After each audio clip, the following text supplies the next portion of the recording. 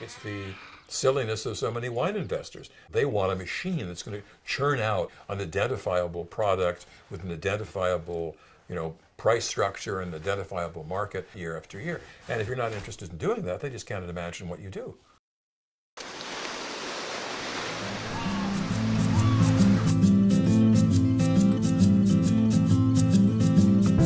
I got into winemaking very simply. I mean, when I bought the house that I now live in, I thought, well, maybe we should just put some vines along this little rustic fence in front of it.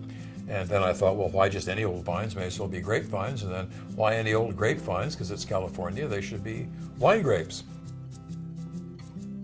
I have very, very short views for dogma. Listening to a bunch of people in the wine world sit around like a bunch of Catholic schoolgirls reciting the rosary is just very irritating. I have no interest in that whatever. I do want it to be consistent to a certain kind of taste, but the details are going to be quite different every year. Orion comes from a specific vineyard, which is in St. Helena, and it was planted in 1905. And so it's definitely a classic California old vines thing. Cassiopeia is a wine that I make from Pinot Noir, and that's grown by a intensely organically farmed vineyard in Anderson Valley, Mendocino County. Pleiades is whatever the hell I choose to call Pleiades every year. That's why I started making it. It was just fun to do. It's non-vintage, which is why it's numbered as opposed to having a year on it. It's a combination of Sangiovese, Viognier, and Pinot Noir. I mean, a less traditional blend than that you could not imagine. I just look at whatever's actually there in front of me rather than some preconception that I've got about it.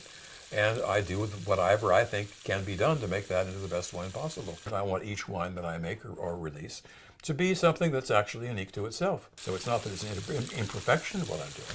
It is the perfection of what I'm doing when I achieve that. For certain wineries, I'm sure that's not the case, but I'm not Gallo. Look, it's very simple. I don't make wine for the rich. I don't particularly like the rich. I mean, it's not my people. I want there to be people that can buy my wine that pay enough for it to make me able to make a living and stuff. That's never been easy for me, and it isn't easy for them, and it doesn't happen easily for me now. And I just want my wine to be part of the pleasures of life, not just a trophy, for some hedge fund manager.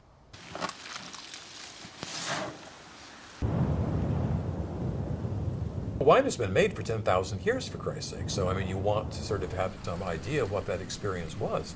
I mean, why think that the Greeks had less of an intense experience of wine than we do? It's a little stupid, isn't it? My collection of early books and manuscripts is almost strictly, limited to books that are on the history of winemaking. It's got about 800, 900 volumes. If nothing else, you learn a tremendous respect for way different styles of making wine. The complexity of wine is really, I think, it's certainly never even come close to being analyzed. I mean, it's even hard to perceive. It's considerable.